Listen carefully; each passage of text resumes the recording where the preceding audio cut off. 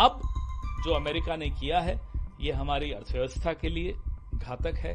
हमारे अब कम से कम सीधे खड़े हों, बिना डरे ट्रंप की आंखों में आंखें डाल कर रहे। भारत पर 25% व्यापार शुल्क लगाने के बाद अमेरिकी राष्ट्रपति डोनाल्ड ट्रंप की धमकियों के बाद दोनों देशों के बीच अब तनाव बढ़ता ही जा रहा है। भारत पर जिस 25% टैरिफ लगाने का ऐलान ट्रंप ने किया, दरअसल वो 27 अगस्त से लागू भी हो जाएगा और अब इसी को लेकर भारत में विपक्षी पार्टियां सरकार को घेरने में भी लग गई हैं। लोकसभा में नेता विपक्ष राहुल गांधी ने पीएम मोदी पर बेहद तीखा हमला किया है। साथ ही कांग्रेस नेता ने आरोप लगाए हैं कि अमेरिका में उद्योगपति अदानी के मामले में चल रही जांच के चलते ट्रंप की बार बार दी जा रही धमकियों के बावजूद भी पीएम मोदी उनके सामने टिक नहीं पा रहे हैं। राहुल गांधी ने सोशल मीडिया प्लेटफॉर्म एक्स पर पोस्ट में लिखा कि भारत कृपया समझे, प्रधानमंत्री नरेंद्र मोदी राष्ट्रपति ट्रंप की बार बार की धमकियों के बावजूद उनके सामने खड़े नहीं हो पा रहे हैं। इसकी वजह अदानी के खिलाफ चल रही अमेरिकी जांच है। एक धमकी मोदी एए और रूसी तेल सौदों के बीच वित्तीय संबंधों को उजागर करने की है। मोदी के हाथ बंधे हुए हैं, ये सब लिखा है राहुल गांधी ने।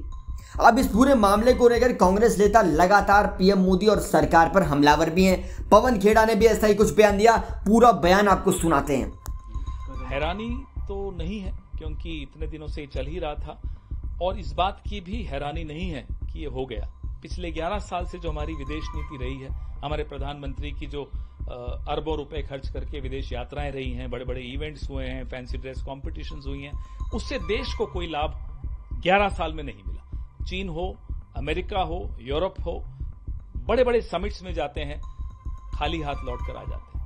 अब जो अमेरिका ने किया है ये हमारी अर्थव्यवस्था के लिए घातक है, हमारे एक्सपोर्टर्स के लिए घातक है, हमारे मैन्युफैक्चरर्स के लिए घातक है और हमें उम्मीद है कि प्रधानमंत्री अब कम से कम सीधे खड़े हों, बिना डरे ट्रंप की आंखों में आंखें डालकर नेगोशिएट करें।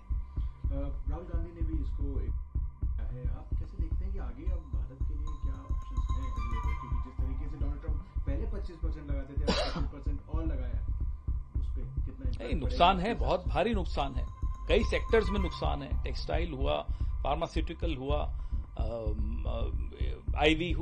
ईवी हुआ, अलग अलग सेक्टर्स में बहुत सारे नुकसान हैं, इसमें कोई शक की बात नहीं है। लेकिन अब 11 साल में जो गुल इन्होंने खिलाए हैं उसका नतीजा आपके सामने है, तो अब इनसे उम्मीद भी करें तो क्या करें, यही नहीं समझ में आता। ने भी अपने साइड से एक्शन है, वो एक अनफेयर है, अनजस्ट है, अनजस्टिफाइड है और अनरीजनेबल है और हम अपने इंटरेस्ट को, भारत की इंटरेस्ट को अब पछताए होत क्या जब चिड़िया चुग गई खेत। आप अब तक क्या कर रहे थे? किस तरह की विदेश नीति थी? 71 का हिंदुस्तान और 2025 का हिंदुस्तान में हिंदुस्तान की अर्थव्यवस्था तो और मजबूत हुई है, लेकिन सर झुक गया है।